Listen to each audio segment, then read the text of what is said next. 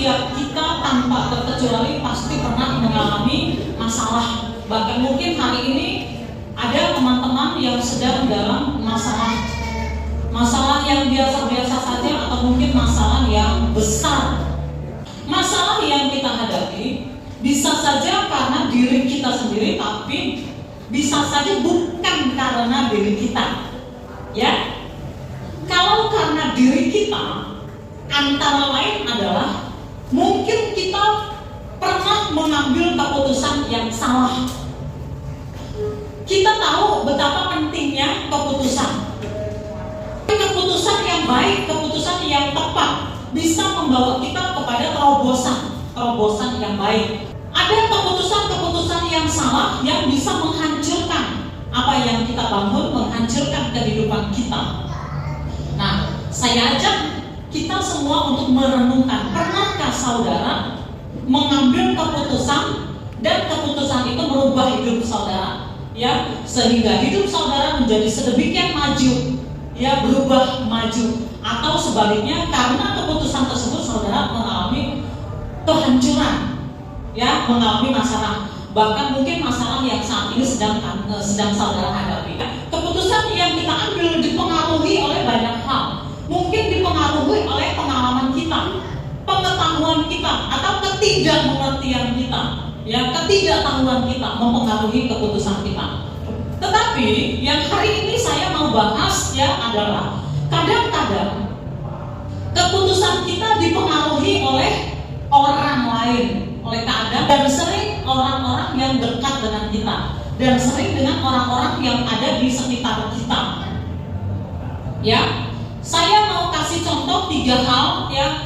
Yang pertama adalah contoh dari zamannya Daniel. Pada suatu ketika, ya, Daniel ini berada di dalam pemerintahan Raja Darius.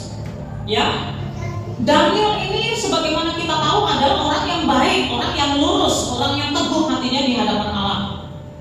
Di zaman Raja Darius ada suatu peraturan, pokoknya orang hanya boleh menyembah kepada raja, ya, atau dewa-dewa mereka. Selain itu tidak boleh.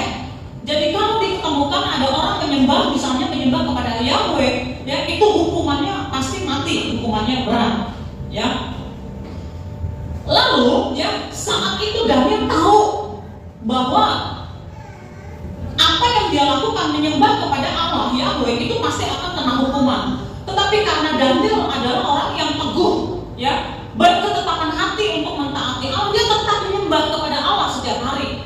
Dan itu diperhatikan, dilihat oleh orang-orang pada masa itu. Peraturan itu memang untuk menjerat Daniel supaya Daniel ini dihukum mati. Karena orang-orang pada saat itu tahu bahwa Raja Darius sangat mengasihi Daniel, ya. Raja Darius tentu saja bukan orang Yahudi, bukan orang Israel. Raja Darius ini mengasihi Daniel, dan Raja Darius tahu bahwa Daniel ini orang yang pintar, orang yang hebat. Raja Darius sudah merencanakan supaya Daniel ini diangkat menjadi wali negeri. Tetapi karena Daniel ini sudah melanggar undang-undang, dia menyembah Allah Yahweh, ya, tidak menyembah dewa-dewa mereka, tidak menyembah raja. Akhirnya Daniel ini diperhadapkan kepada keputusan untuk dihukum mati. Lalu setelah para tua-tua, ya, para pejabat dan para tua-tua menyampaikan kepada Raja Darius, ini loh Daniel, dia harus dihukum mati karena kesalahannya dia menyembah Allah yang lain, bukan menyembah dewa-dewa kita. Jadi keputusan menurut undang-undang Daniel ini harus dihukum mati. Nah, dikatakan di dalam kitab Daniel pasalnya yang ke-6 ayat 15 dan seterusnya. Setelah raja mendengar hal itu, maka sangat sedihlah ia, dan ia mencari jalan untuk melepaskan Daniel. Bahkan sampai matahari masuk, ia masih berusaha untuk menolongnya. Ya, sekali lagi karena raja mengasihi Daniel. Ayat 19. Lalu pergilah raja ke istananya dan berpuasa ia semalam-malaman.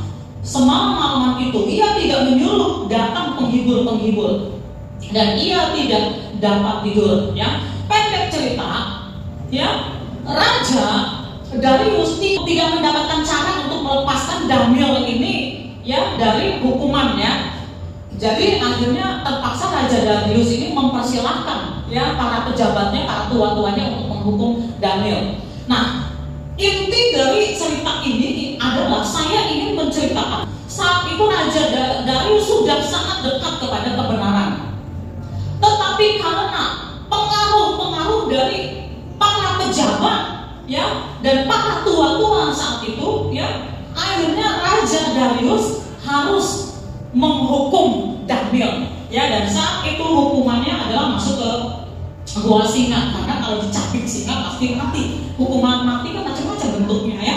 Nah, jadi kisah pertama adalah tentang Raja Darius, bahwa dia sangat dekat dengan kebenaran, tetapi dia harus mengambil keputusan, yaitu menghukum Daniel. Dan keputusan itu keputusan yang sebetulnya dia tidak mau lakukan, tetapi dia dipaksa oleh undang-undang dan dia dipengaruhi oleh para pejabatnya, oleh para tua-tua. Jadi terpaksa dia mengambil keputusan untuk menghukum orang benar, menghukum orang benar, padahal dia sangat dekat dengan kebenaran. Dia harus mengambil keputusan.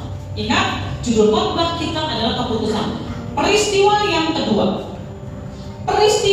kedua adalah zaman Tuhan Yesus, ketika Tuhan Yesus ya diperhadapkan kepada pengadilan.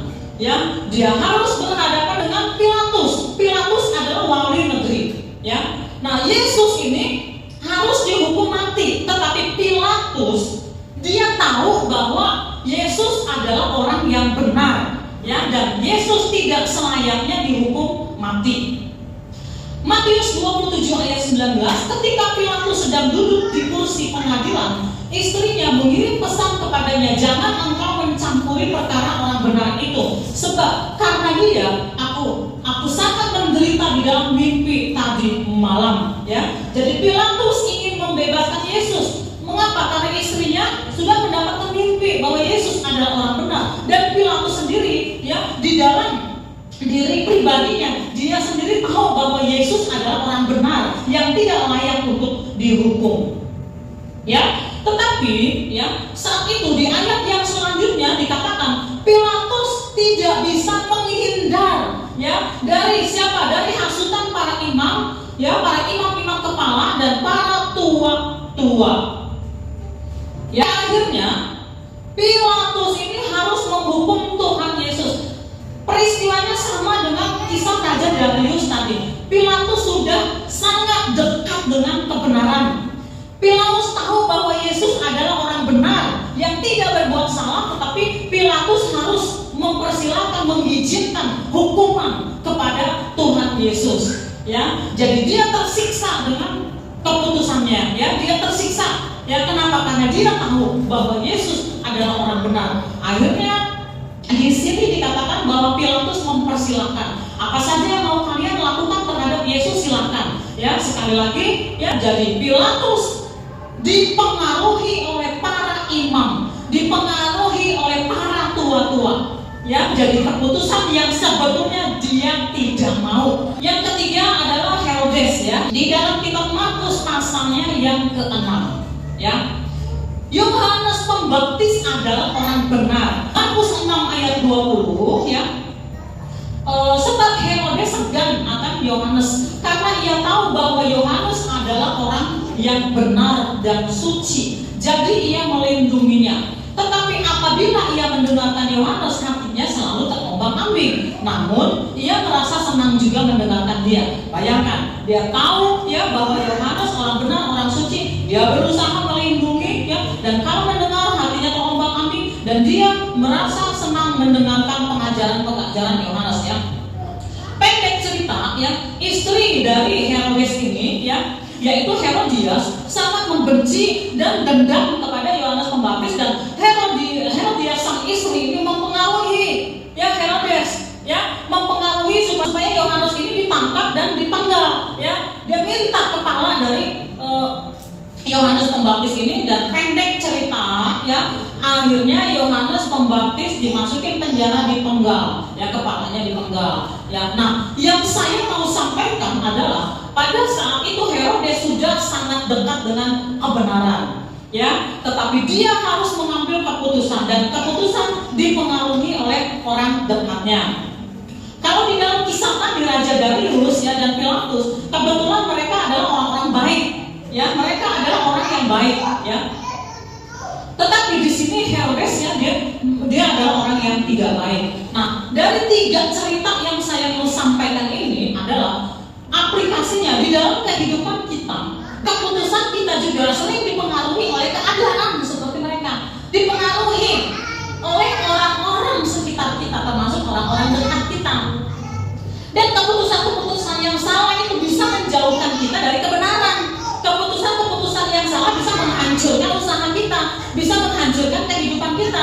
Jadi, ya, betapa berbahayanya kalau kita mengambil keputusan yang salah, ya, apalagi keputusan yang menjauhkan kita dari kebenaran, ya. Nah, oleh karena itu kita harus berdoa, kita harus berusaha, ya, supaya kita juga jangan sampai kita ada di dalam situasi di mana kita dengan terpaksa harus mengambil keputusan menghancurkan orang benar atau menghancurkan kebenaran, ya, atau menolak kebenaran firman Tuhan. Jauhkanlah kami daripada, ya, pencobaan. Lepaskanlah kami daripada yang jahat dan jauhkanlah kami dari pencobaan. Roma 12 pasalnya yang kedua, janganlah kamu menjadi serupa dengan dunia ini, tetapi berubahlah oleh pembaharuan budimu, sehingga kamu dapat membedakan manakah kehendak Allah, apa yang baik, yang berkenan kepada Allah, dan yang sempurna. Amin. Jadi di sini poinnya adalah sehingga kamu dapat membedakan manakah kehendak Allah, apa yang baik, yang berkenan kepada Allah, dan yang sempurna. Ya, jadi kalau kita mau hidup kita berhasil di dalam Tuhan, ya, maka kita harus, ya, ada di dalam keputusan yang benar. Kita harus tahu kehendak Allah, apa yang baik, yang benar, ya. Bagaimana supaya kita mengerti kehendak Allah? Pertama tadi kita harus bergaul erat dengan Allah sehingga kita peka, ya, dan itu adalah pembelajaran peka kepada kehendak Allah, ya. Lalu yang kedua, ya, kita harus berani mengambil keputusan walaupun kita tahu resikonya. Dan yang ketiga, ya, dan yang ketiga ini, ya, mari kita mengalami perubahan pembaharuan budi, ya, budi adalah pikiran, ya. Mari kita tidak menjadi serupa dengan dunia, ya. Nah, ini sering kita bahas tentang kesucian hidup. Jadi yang ketiga ini, mari kita hidup, ya, di dalam kesucian, mempersembahkan tubuh kita sebagai persembahan yang hidup, ya. Mari kita hidup di dalam takut akan Allah, ya, maka kita akan mengerti, kita akan paham, ya, soal pengambilan keputusan jangan dianggap sepele. Kenapa? Saya sebagai seorang kanselor sering menghadapi orang-orang yang mengalami kesulitan sedemikian rupa karena keputusan yang salah.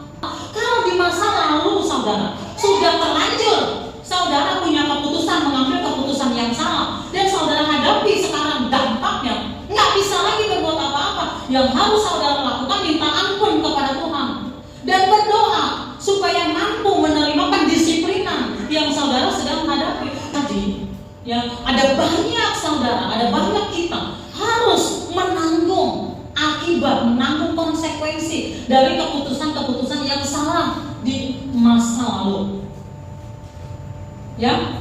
Nah, ya, terlebih lagi kalau keputusan itu menjauhkan kita dari Tuhan, menjauhkan dari kebenaran, ya, dan juga termasuk di dalam kehidupan kita, pekerjaan kita, usaha kita, rumah tangga kita, ya, keputusan-keputusan yang salah. Sekali lagi, kalau sudah terlanjur datang kepada Tuhan, sampaikan, Tuhan ampuni saya dulu berbuat salah. Kalau sekarang saudara menanggung akibatnya, ada hal-hal yang menyulitkan saudara, minta kekuatan. Sudah terlanjur di masa lalu, ya, kita melakukan, mengambil keputusan yang salah, minta ampun secara pribadi kepada Tuhan, minta kekuatan kepada Tuhan untuk menanggung, ya, semua akibat, ya, semua dampak, ya, dari perbuatan atau keputusan di masa lalu. Minta kekuatan, lalu minta jalan keluar. Mampukan aku Tuhan. Allah menginginkan kita baik-baik saja. Jadi sekali lagi, kalau mulai hari ini dan seterusnya kita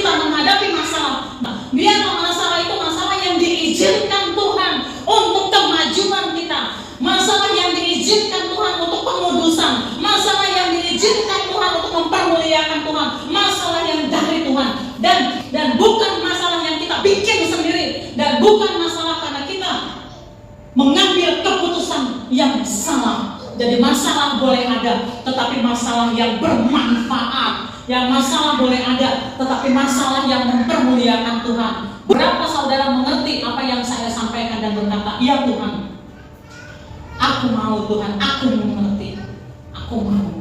Masalah yang ada di dalamku biarlah masalah yang diizinkan Tuhan untuk kemajuan, untuk terobosan, untuk kemuliaan Tuhan, dan bukan masalah karena masalah mencari-cari.